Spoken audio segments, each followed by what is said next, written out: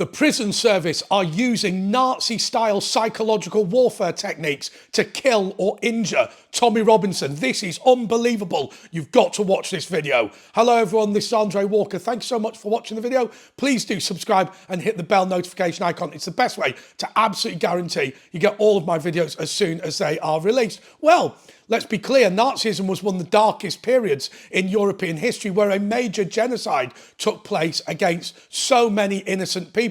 But as part of that as well, many techniques of psychological warfare were developed, many of which have gone on to be used by other dictators. Well, I never thought we would see them in the United Kingdom. But then again, when it comes to Tommy Robinson, when it comes to uncontrolled immigration, when it comes to lack of democracy, we've seen a lot of things for the first time, haven't we? Well, Ezra Levant went to see Tommy Robinson. At the time, he mentioned a couple of things that were really, really interesting.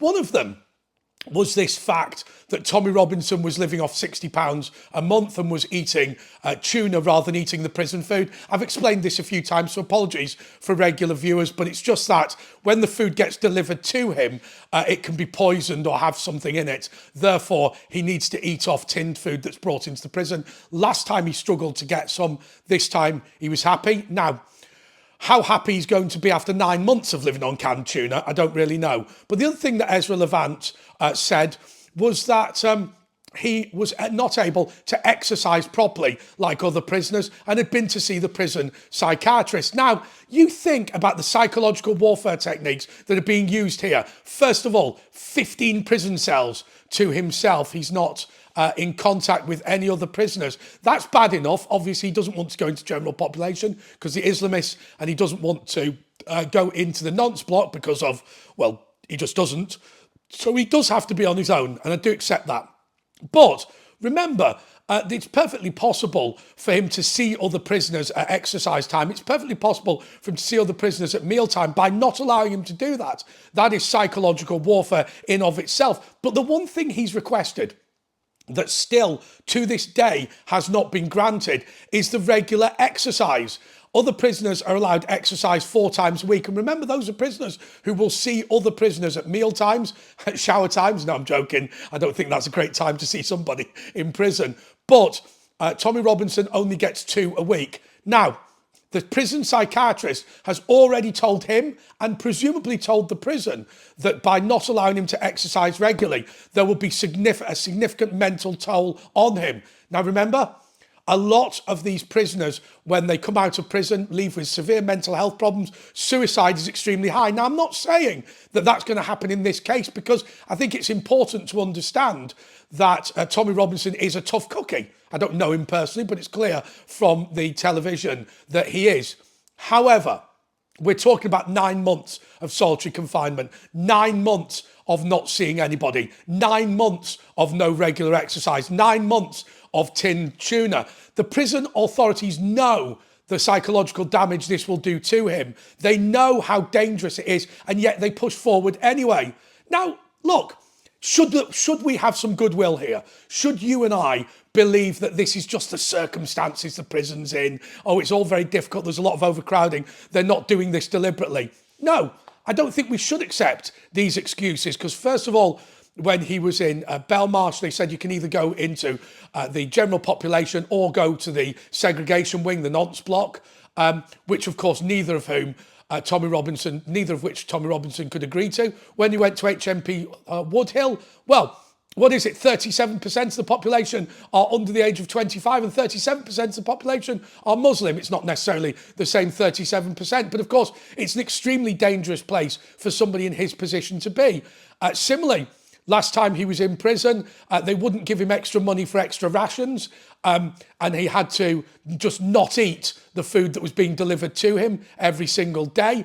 And then there was the more historic occasion in prison, the story of the prison officer who came into his cell and said, when I come back in 10 minutes, ignore everything that I tell you to do.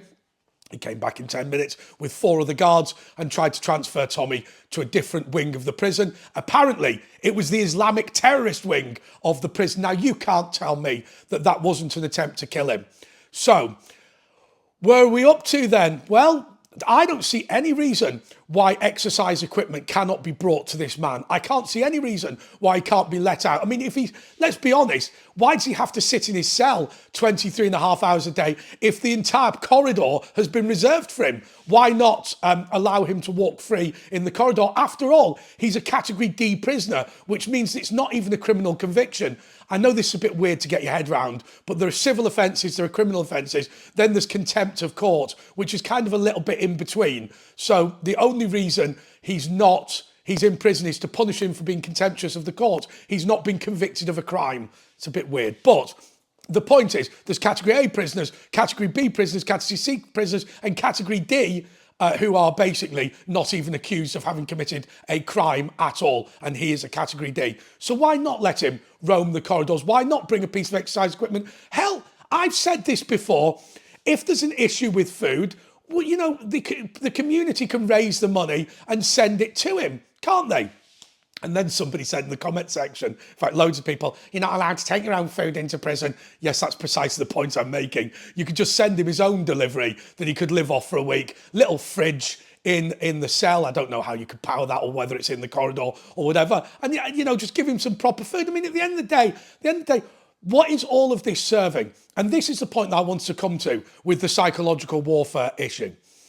I say it's Nazi psychological warfare. You can say it's accidental. The prison service can say that it's not their fault. But one thing we can all agree on, that this man is the messenger, not the problem. He's talking about things like apartheid in Luton. He's talking about the ban on interracial relationships in Luton. He's talking about people coming to the country who hate the country. He's talking about the rise in terrorism. He's talking about the danger to our children from grooming gangs. And the solution to all of these problems as far as the state is concerned is to shut him up and get him to no longer talk about it.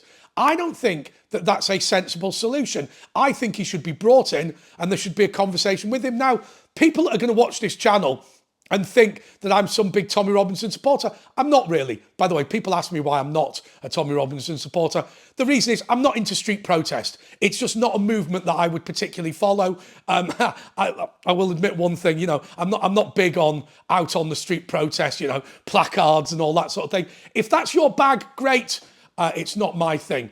But I say that the government needs to talk to this man and understand his legitimate concerns. I think putting him through psychological torture, deliberately, as I say, or accidentally, as they say, makes no difference. Why break this man? Why destroy him? Does that make the problem go away?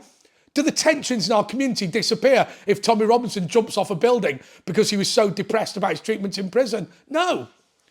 Do the grooming gangs disappear because Tommy Robinson has been put under psychological torture? No. Do the issues with uncontrolled immigration end when we stop broadcasting Tommy Robinson because he's gone out of his mind, if that ever happens? No. So it is the very point is this: what they are attempting to achieve will not win. It will not succeed. Silencing this man is not the solution. I think caring for him in prison, I know that sounds like a stupid phrase, but I'll repeat it. Caring for him in prison is what I would view as absolutely vital. Thank you so much for watching this video. Until next time, goodbye.